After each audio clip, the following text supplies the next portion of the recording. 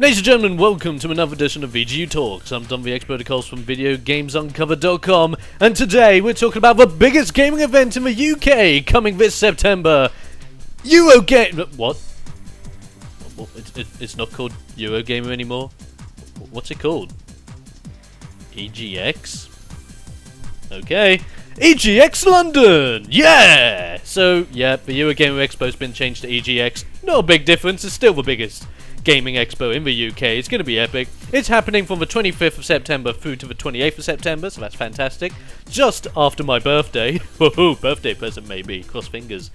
But I'm here today to say what games are on show and what games I personally am very interested to see if I manage to go to EGX this year. So ladies and gentlemen, sit back, relax, and let's dig deep on what's going to be at the show floor. Now there are a ton of games on the show floor.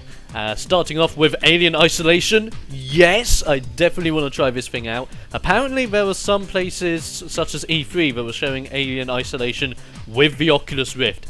If that's a thing, I'm on it. This game looks nuts. I'm really looking forward to that. Battlefield Hardline, played in the beta that was on the PlayStation 4, and it's okay.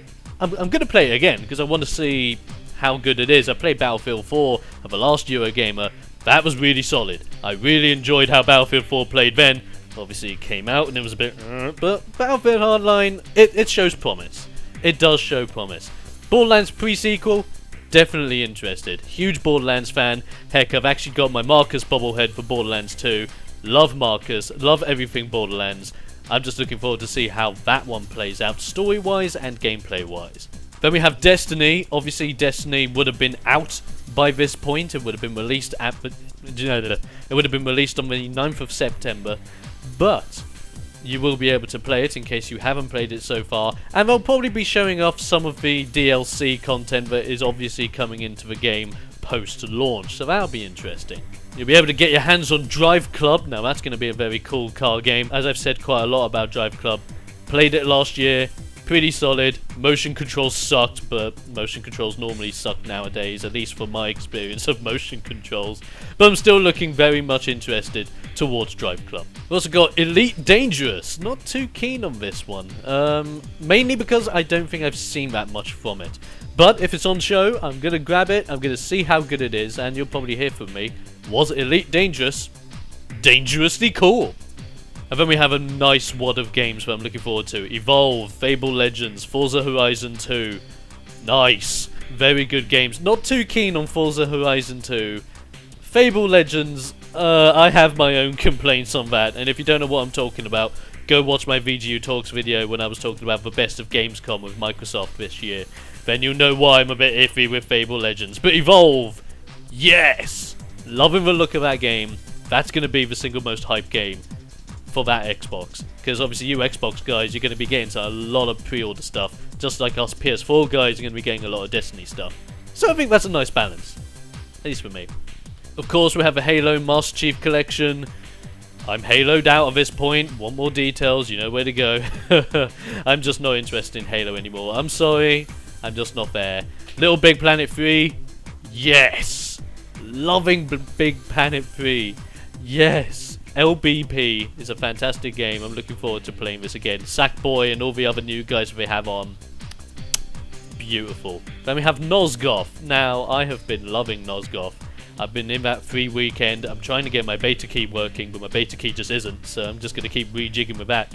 But Nosgoth is a fantastic game. If you have not tried it yet, or if you haven't been able to get a beta key, it isn't that bad, and it's actually worth paying the little bit of a founder's pack to actually get into the game as it is right now. It is super good. It's going to be on show. I'm looking forward to seeing more Nosgoth. Then we got Project Spark. Project Spark.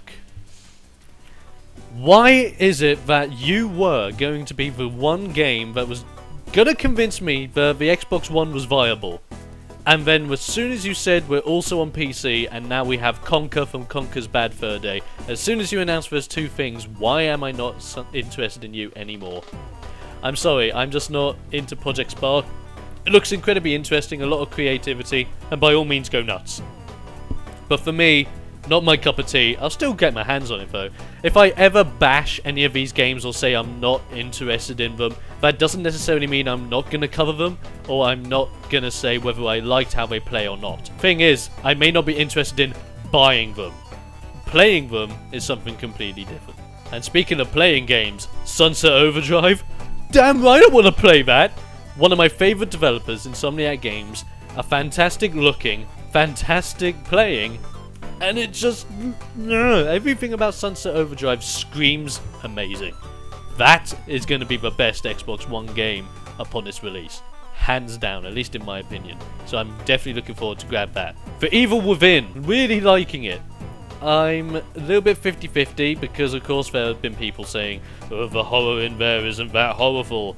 But that was keeping in mind that it was quite a while back when that was actually said. It has also been revealed that the people that were able to play the Evil Within, when they said overscares aren't there, they were given all the ammunition, all the weaponry that they needed to make it not scary and all action orientated. So I want to see the scares, I want to hope that Evil Within is done really well. I'm looking forward to it regardless. And the other game they're showing? War Thunder! Yes! I got the chance to interview Pavel from the dev team from Guardian Entertainment last year. Great guys, fantastic game. I absolutely love War Thunder to pieces. It is so fun to just get behind a plane and do some stuff. And even recreate some epic moments like kamikazing into a battleship. It's fan-friggin-tastic. I'm looking forward to all the main games. But what about any others, like indie titles?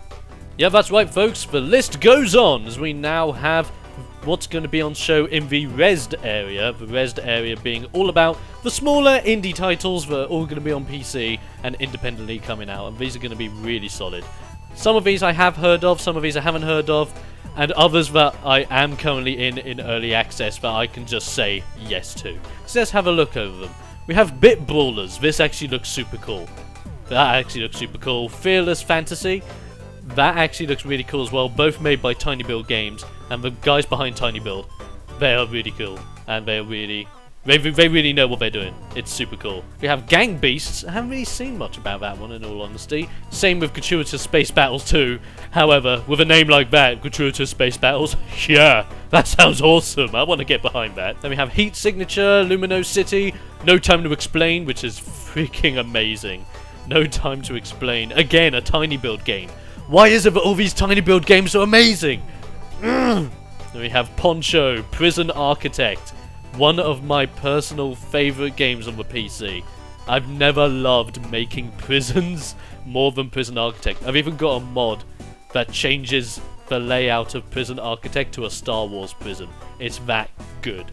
And if you're not in the early access, don't worry, you're not missing out on a ton, but Prison Architect is incredibly worth it, and if you're at EGX, try it out, you will not be dissatisfied.